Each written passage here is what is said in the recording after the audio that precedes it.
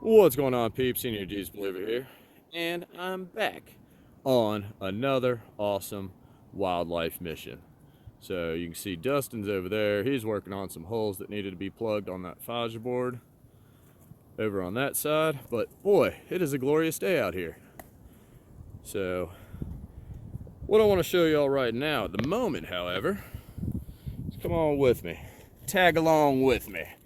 So this home had some previous wildlife exclusion work done, and here where the two roofs join in the soffit area, what you can see is that whoever performed this exclusion, I mean, it was a rather decent attempt for sure, but they failed to not allow anything in. So as you can see, that is a very easily breached area. So I'm just gonna go ahead and get this addressed. Of course, there's some nesting material, some leftover attic insulation, some other various debris. I'm gonna go ahead and get this cleaned up first, and we're gonna see how to go about properly addressing this one to ensure that this is taken care of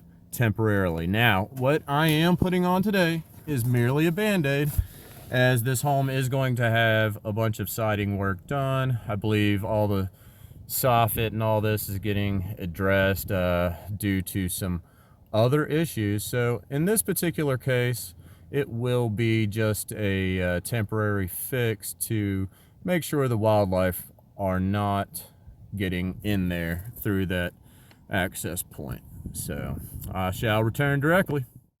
All right, folks, here we are. A little update on this exclusion. So as you can see, I've removed the old piece that was in there from the previous work and have installed this piece. Now, this is a very unique situation. There is going to be some woodwork done on this house. As far as I'm aware, this section is not going to be addressed, although it does need to be addressed. But for now, as you can see, I've taken the hardware cloth, and thank goodness the Lord Jesus is a carpenter, because I'd never pull this off if it weren't for him. But got it all nice and tight there. That'll all be attached with screws. I'll do a little screw thing down here to ensure that they cannot get past the siding in there, because what we are, as I failed to mention earlier, dealing with in this particular home is flying squirrels. So we got to make sure that it's real nice and tight against the siding. Get that addressed, and then come around here and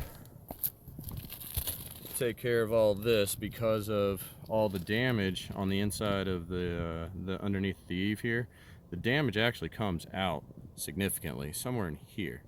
So I have to take hardware cloth and go up here to where the roofs meet and get that addressed, because obviously they can easily go right in through there.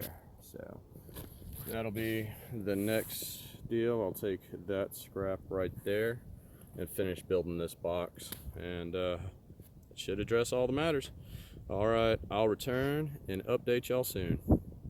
All right, peeps, here's the final look at this particular project. This was definitely a unique one. It took multiple pieces to basically cap off this whole eave here. So had to box it all in. Well pleased with how all this turned out. As you can see, it's all buttoned up nice and tight to the siding and everything.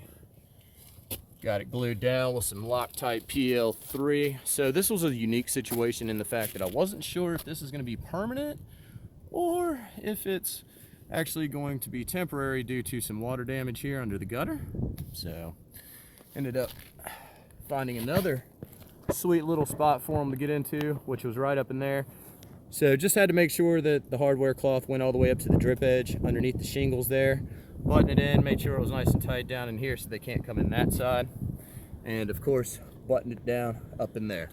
So this project is all set, peeps. Grateful to the Lord. He held the winds off for us pretty good, and Dustin and I are out of here. Hope y'all are doing well, and have a wonderful day.